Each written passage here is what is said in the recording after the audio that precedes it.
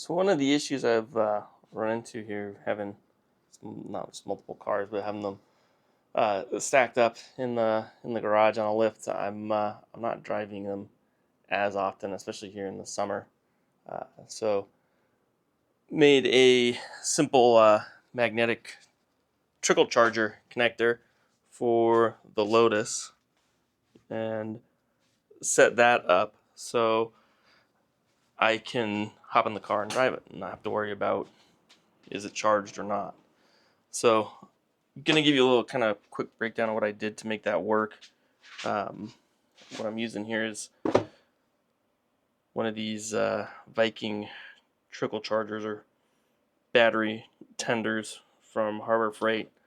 They're about 30 bucks, 35 bucks, which bought another one now so I can connect the GTO to it, keep them both trickle charged at all times. They come pretty complete, ready to connect to the car. You get, for the battery side, has a little fuse in there. Charges at 4 amps. I think it's a little 7 amp fuse in there. You also get these. So this is permanently wired to the battery.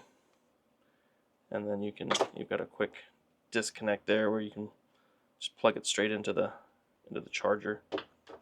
Or you got the alligator clips. Again, with a plug, you can just plug it straight into the charger. And the charger itself, you can use either of those two options. Well, I wanted to have this set up kind of connected straight to the battery without having to worry about plugging and plugging it in every time I drove. Just wanted to make it quick and easy. I know that's not much effort there to unplug that, but with the Lotus, it's going to be a cable hanging out from somewhere.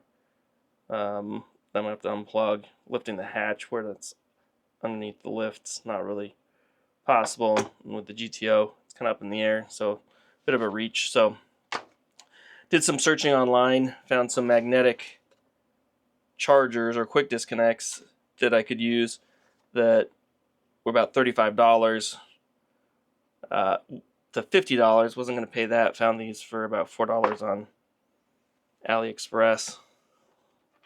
So these do. You've got a male and a female, so you can see that you got a little prong on that one. It's kind of spring loaded, so it'll seat nicely. You got a female one that's slightly recessed, so that way it's a little harder to short out. You can't put a piece of metal right across it and short it out. So that's the side I would connect to the battery, and then they just snap together like that. Makes it easy. Also, when driving away, quickly disconnect, or if you happen to forget to unplug it, it's not going to pull anything apart. So that's the setup I'm going with.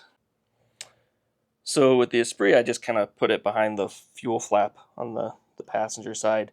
Just drilled a little hole. The battery is on the passenger side. It sits back here. So it's just a short wire run up to there on the inside. And then easy enough, quickly connect, disconnect. This is the female side, so harder to short out with a piece of metal across it. Got the male side here. So right now I've just got this kind of just laying around here on the back of the Mercedes, but you can see it's not charging right now. Now this thing's smart enough to know that if it gets shorted, it's not going to try and charge anything. So that was one of my concerns, is this is magnetic. So if I go ahead and stick that on the car, it's smart enough to know. Don't want to leave it there forever, but at least it's not going to cause an issue.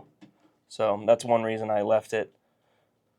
This side is the male, so if I accidentally short it out, the car side is fused to the battery, but not going to cause as much of an issue. So then just a really quick rundown of how I set this up. It was really just a case of taking this connector that gets just bolted down to the battery terminals. I have to include the fuse in it still, a little 7-amp fuse, and really just a case of cutting and rewiring and soldering it, or crimping it, however you want to do it, onto this connector for the trickle charger, and just finding a place on the car to wire it or to secure it on the Esprit. I just drilled a little hole through the fiberglass and did it that way. This one, little connector. This one actually has a USB port on it, which is not going to work for the trickle charger. So again, just cut it. And what I did is I took the connector from this side, so I was using that plug, and just wired it into here.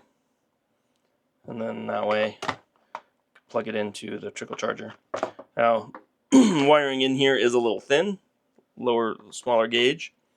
And I checked it out with a FLIR camera to see how hot it was getting. There's no real heat issue. Same with these connectors. No real heat issue. The wiring gauge on these is about, I think it's 22, which for 4 amps, it's fine. So I'm not running into any issues. Been using it for a while now. But that's the basic setup. Hope you guys enjoyed.